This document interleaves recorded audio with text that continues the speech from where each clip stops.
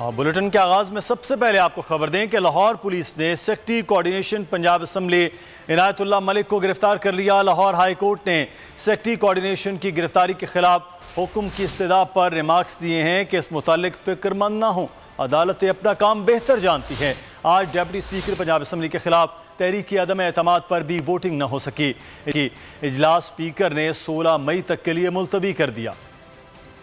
लाहौर में पुलिस का बड़ा action. Secretary coordination Punjab assembly Inayatullah Malik को गवर्नर हाउस के सामने से गिरफ्तार कर लिया गया। वज़ीर आला के इंतखाब पर मुस्लिम लीग नून ने हंगामा आराई की FIR दर्ज कराई थी। दूसरी जानिब लाहौर हाई कोर्ट ने सेक्रेटरी कोऑर्डिनेशन की गिरफ्तारी के खिलाफ हुक्म की इस्तदा पर रिमार्क्स दिए कि इस मुतालिक फिक्रमंद न हो, ये अदालत का काम है और अदालतें अपना काम बेहतर जानती हैं, जिसके बाद समाअत 6 जून तक मुलतवी कर दी गई। उधर डिप्टी स्पीकर पंजाब असम्बली के खिलाफ तहरीक अदम एतमाद पर वोटिंग के लिए आज बुलाया गया। पंजाब असम्बली का इजलास 16 मई तक मुलतवी कर दिया गया। स्पीकर पंजाब असम्बली ने इजलास के इल्तवा का नोटिफिकेशन जारी कर दिया। पंजाब असम्बली में आज के इजलास के लिए सख्त सिक्योरिटी इंतजाम किए गए थे। 800 से ज्यादा पुलिस एहलकारों को तैनात किया गया था। स्पीकर पंजाब असम्बली चौधरी परवेज इलाही ने कहा है कि अल्लाह ने शरीफों का चेहरा दिखा दिया। IG और चीफ सेक्रेटरी उनके चमचे हैं।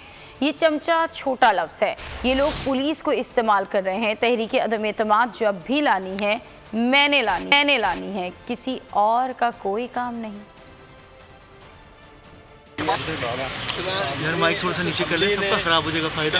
इनका वजूद इसको कायम रखने के लिए इसका एक अहम रोल है इस असेंबली का।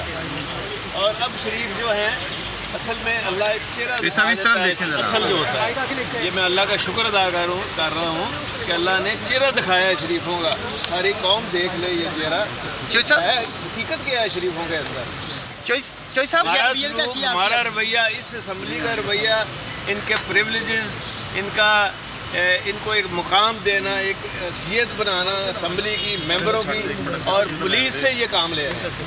असल रंग ये है, खास तौर पे IG चीफ सेक्रेटरी इनके मेरा ख्याल है कुछ चमचा छोटा ही बोला। कह रहे हैं आज डिप्टी स्पीकर के खिलाफ तहरीक अदम एतमाद नहीं कामयाब कर, मैंने करनी है जब भी लानी है, वो उसका कोई काम नहीं है जो भी कह रहा है। आप पहले रूल पढ़ें। मुस्लिम लीग नून के सीनियर रहनुमा अताउल्लाह तारड़ का कहना है कि स्पीकर पंजाब असम्बली ने ऐवान को जाकी जागीर समझ रखा है। आज इनके नंबर्स पूरे नहीं थे, इसलिए एजेंडा जारी करने के बावजूद दौड़कर इजलास मुलतवी कर दिया। अगर आज भी हमजा शहबाज का हलफ ना लिया गया तो कानूनी चाराजोई करेंगे। मजीद जानेंगे आरिफ मलिक से। जी आरिफ। जिस वक्त मैं मौजूद हूँ मॉडल टाउन सेक्रेटेरिएट में PMLN के, और यहाँ से बसों के ज़रिए जो है MPs ने पंजाब असम्बली जाना था, बाकायदा तैयारियाँ मुकम्मल थी। हमारे साथ तारड़ हमारे साथ मौजूद हैं, उनसे पूछते हैं कि इजलास तो मुलतवी हो गया, अब क्या हो गया, अब क्या करेंगे? ये इजलास तो 16 मई को मुलतवी हो गया, आप लोग को लगता है आप लोगों की तैयारी की वजह से ये सब कुछ किया गया है? देखिए, परवेज़ इलाही साहब ने इसको ज़ाती जागीर बनाया हुआ है और वो समझते हैं कि ये उनकी ज़ाती इजारादारी है, कानून और आइन की कोई इज़्ज़त नहीं है।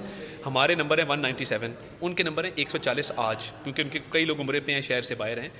तो आज उन्होंने देखा कि नंबर पूरे नहीं है तो इजलास मुलतवी कर दिया। हालांकि कल एजेंडा जारी किया गया कि अदम एतमाद की तहरीक डिप्टी स्पीकर के खिलाफ आएगी।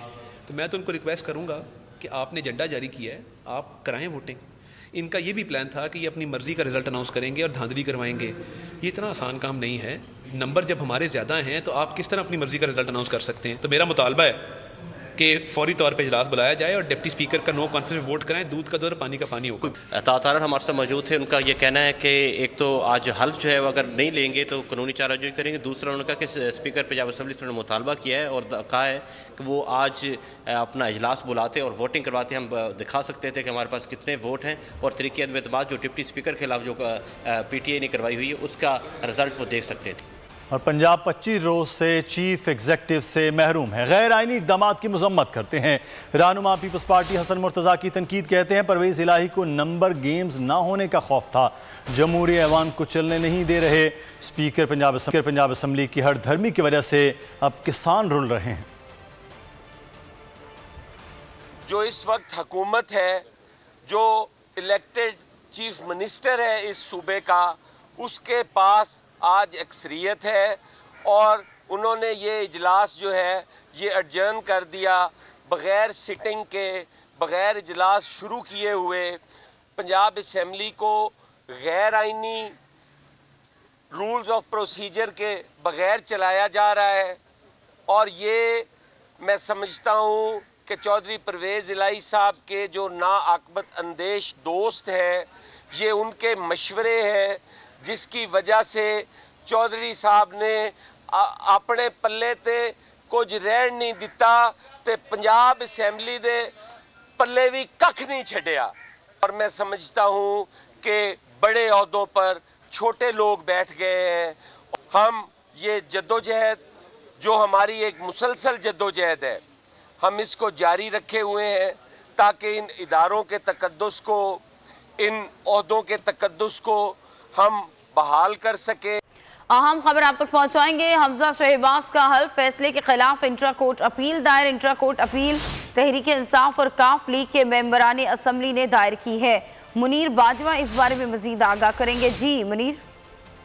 जी बिल्कुल, लाहौर हाईकोर्ट में तहरीक इंसाफ और मुस्लिम लीग काफ के अरकान असम्बली की जानब से इंट्रा कोर्ट अपील दायर की गई है, जिसमें ये मौक़िफ़ लिया गया है कि हमजा शहबाज को का बतौर वज़ीर आला हल्फ लेने के लिए लाहौर हाईकोर्ट के सिंगल बेंच ने कल मशवरा कुछ तजावीज़ जो वो जारी की हैं, जो कि बिल्कुल गैर कानूनी और गैर आइनी हैं।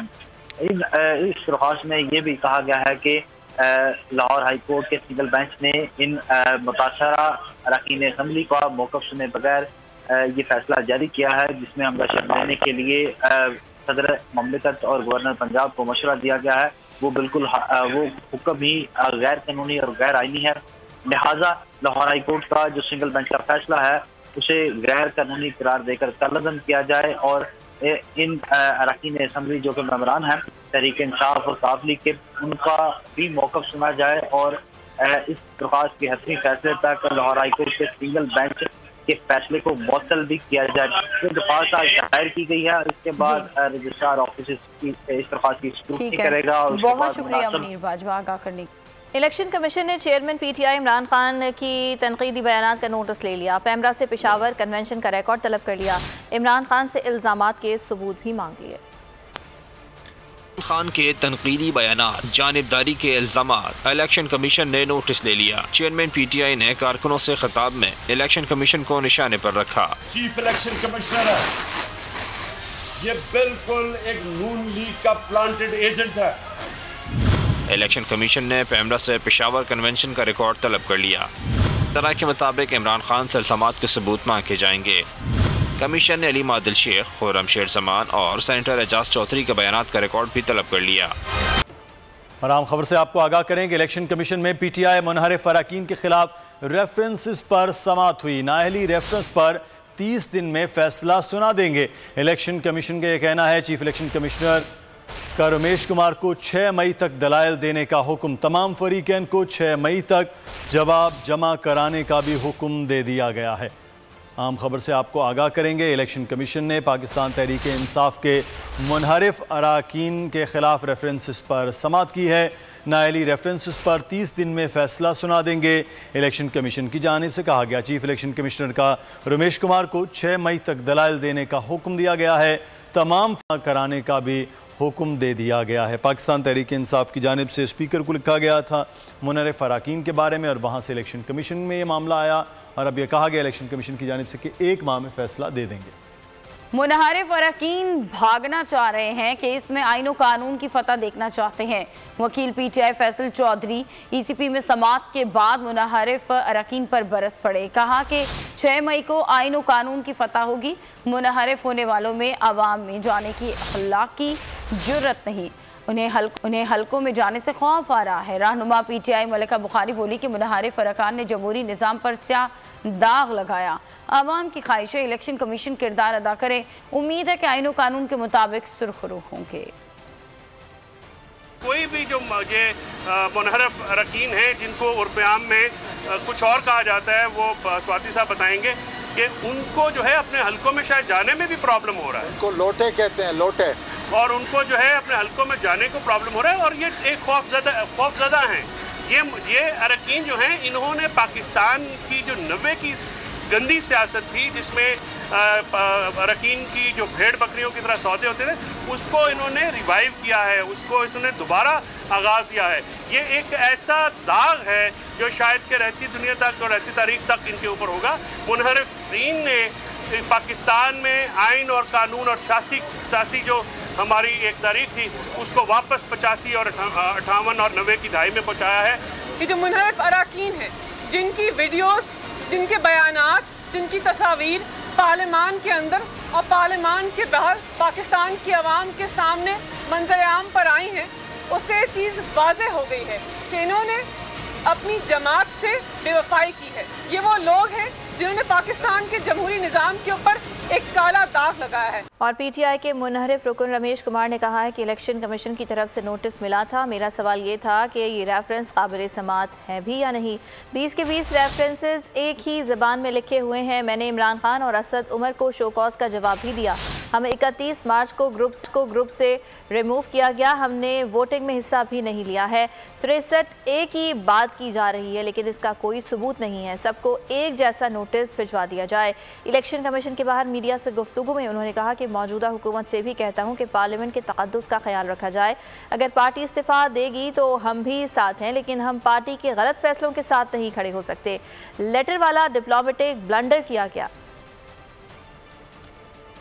ये था कि आया ये रेफरेंस मेंटेनेबल है भी या नहीं है। आप आखिरी मोमेंट तक, आज मैंने अभी रेफरेंस की कॉपी ली है, 20 के 20 लोगों को ये कहा गया है कि आपने शोकाज का जवाब नहीं दिया, जबकि मैंने तो खुद जवाब व्हाट्सएप पे खान साहब को अलहदा, असद उमर साहब को अलहदा, सबको अलहदा और बाय पोस्ट अलहदा दिया। सारे लोगों ने उनको शोकाज का जवाब भी दिया।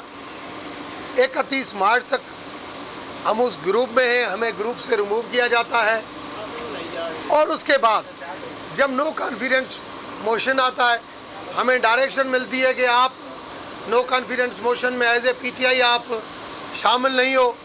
हम उसमें भी वोटिंग में हिस्सा नहीं लेते हैं। फिर जब प्राइम मिनिस्टर की इलेक्शन होती है तो फिर ये कहा जाता है कि हम बायकॉट करते हैं, हम इसमें हिस्सा नहीं लें, हम उसमें हिस्सा नहीं लेते हैं। मेरा यही मौक़िफ़ इलेक्शन कमीशन के सामने था कि रेफरेंस इस तरीके से स्पीकर 20 लोगों का पार्टी चेयरमैन की वजह से और ये सबको एक ही नोटिस भेज दे और यहाँ पे 20 एमएनए आके खड़े हो जाएं कि भाई आपको इसका जवाब देना है, ये मेंटेनेबल है या नहीं। सब्सक्राइब करें और बेल दबाएं ताकि कोई खबर रह न जाए।